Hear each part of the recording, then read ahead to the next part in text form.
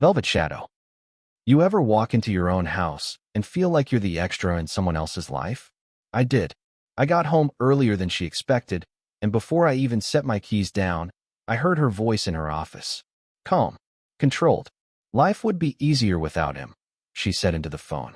She didn't know I was standing 10 feet away. I didn't move. I just listened to the silence that followed. I'm 37, and I've spent most of my adult life fixing things people bring me broken. Cars don't lie. They don't pretend they're fine when they're not. If something's off, you hear it, smell it, feel it. That kind of honesty made sense to me. Maybe that's why I always treated marriage the same way. Steady work, no shortcuts, show up every day. Emily and I met 9 years ago. She liked that I didn't try to impress anyone.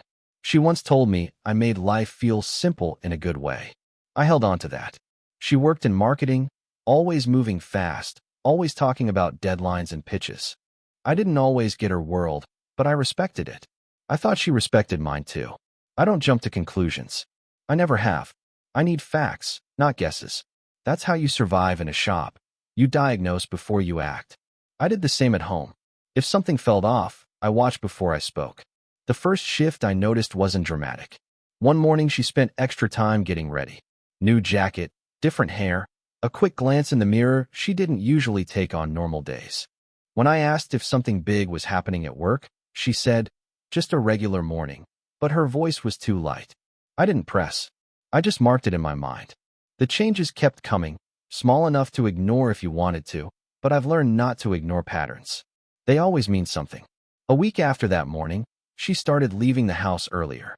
No kiss, no quick see you tonight, just a rushed I've got a packed day. I watched her check her phone twice before stepping out.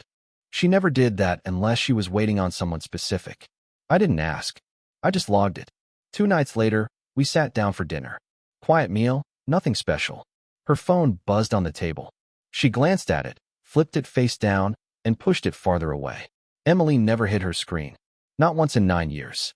When I asked if everything was okay at work, she said, it's just a busy season. The way she said it felt prepared. I kept my voice calm. Getting loud doesn't fix anything. I told myself to just watch. The moment that stuck with me happened a few days after. She was sitting on the couch, scrolling through her phone. She smiled at something. A real smile, not the polite one she'd been giving me lately. When she noticed me walking in, the smile disappeared fast. She locked her screen and sat up straighter, like she'd been caught doing something she shouldn't. I didn't react.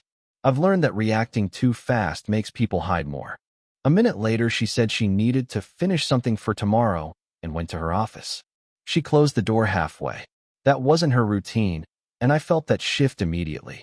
The first real break in the story came on a Wednesday. She told me she'd be home late. Something about staying after hours to prep for a presentation. I didn't question it. Late nights weren't new for her. But around 7:30, I got home from the shop and noticed her car wasn't in the driveway. She should have still been at the office. I wasn't checking up on her. I just like when facts make sense. I warmed up leftovers and sat at the table. My phone was next to me. Not because I was waiting, just habit. After a few minutes, I opened social media. The first thing on my feed hit harder than I expected. A coworker of hers had posted a group photo from a rooftop bar. Emily was in it. Not tired. Not stressed. Hair down. Different jacket than the morning. Laughing. The timestamp said it was posted 5 minutes ago. I stared at the screen. Not angry, just focused. If she was still at the office, she wasn't. I stayed quiet, replaying the image. I've learned not to speak before I'm sure.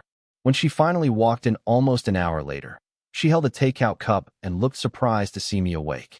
She said the meeting ran over, and she grabbed something on the way home. She didn't smell like a long meeting. She smelled like outside air and perfume she didn't wear to work. I didn't tell her about the photo. I didn't challenge her story. I just nodded and let her go shower.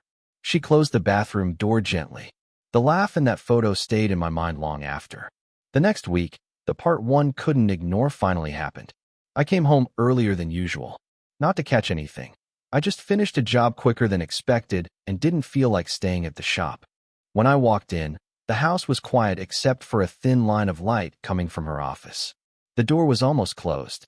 Emily never worked like that. She liked open doors, open space. I took a few steps down the hallway, slow and steady. I wasn't trying to sneak. I just didn't want to interrupt if she was on a call. Then I heard her voice. Low. Careful. Not the tone she used for clients. And then I heard his. Daniel. Her boss. I recognized it from the times she'd taken team calls on speaker. But this wasn't a team call. I stopped a few feet from the door. I wasn't there to make a scene. I just needed the pieces to finally line up. Emily said something about keeping everything clean on my end and not mixing things at home. My chest tightened, but I stayed still. I needed to hear, not react. Then Daniel said he appreciated her managing the situation. He didn't explain what situation. He didn't have to. Emily told him she'd wrap it up soon. Those words didn't belong in any work meeting I've ever heard of. A few seconds later, her chair squeaked and the door clicked shut the rest of the way. Not slammed, just a quiet, final push. Like she didn't want even a shadow coming through. I waited for her to come out when the call ended. She didn't. The next morning, I waited until she was done getting ready. No tension in my voice, no edge. Just steady. I asked if we could talk before she headed out. She hesitated for a split second, enough for me to see she already knew something was coming. I wasn't there to argue.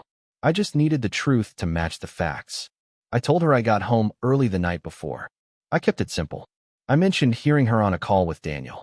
Not the content, just that I heard his voice and the door closing. Then I brought up the rooftop photo from the week before. The timing, the laugh, the jacket. 2 points. That was enough. I wasn't building a case. I was drawing a line. She said it was nothing serious. Her tone was even, like she'd practiced it on the way to the mirror. She said the call was strategy, and the bar night was team pressure. None of that matched the parts I'd seen. When I didn't respond, she added that she didn't like feeling monitored. I wasn't monitoring anything. I was just present. I told her I wasn't accusing her. I wasn't trying to trap her in a lie. I only wanted clarity. She looked past me, like she was searching for a version of the conversation where she didn't have to say anything real. Then she said, maybe your world and mine just don't fit anymore. Not angry, not emotional, just done. The way she said it felt like she'd been carrying that line for weeks.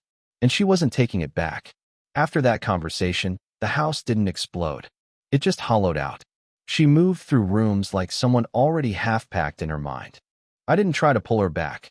I've learned you can't force a person to stay connected when they've already shifted their loyalty somewhere else. I kept my voice steady, my movements normal. I was watching, not chasing. Our routines separated without either of us announcing anything. She started taking her dinner into her office, closing the door enough to make it clear she didn't want company. I heard soft notifications through the wall at night, the kind she always muted when she was fully present at home. She didn't mute them anymore. One evening, she came home later than usual. No explanation, no quick recap of her day. She walked past me, went straight to her office, and the door clicked behind her. A minute later, her phone buzzed, then buzzed again. I didn't move closer. I didn't need to. The pattern was obvious. I just sat in the living room, listening to the quiet breaks in the distance. That night, I slept in the guest room. Not out of anger. It just felt more honest than lying next to someone who'd already stepped out emotionally. She didn't mention it the next morning. She barely glanced at the empty side of the bed. In a house we'd built together, we were living 2 different days.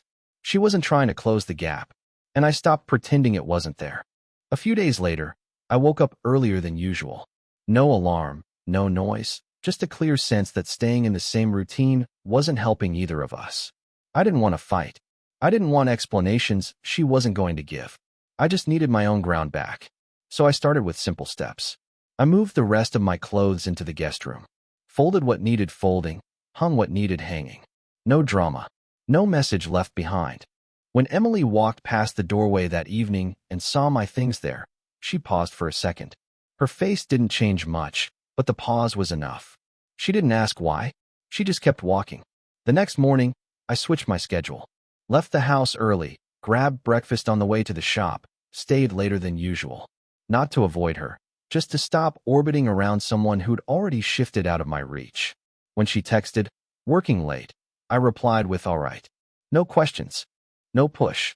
I wasn't holding space she wasn't stepping into. By midweek, I'd settled into the guest room like it was mine. A charger, a notebook, a few tools I'd been meaning to sort, clean clothes stacked where I could see them.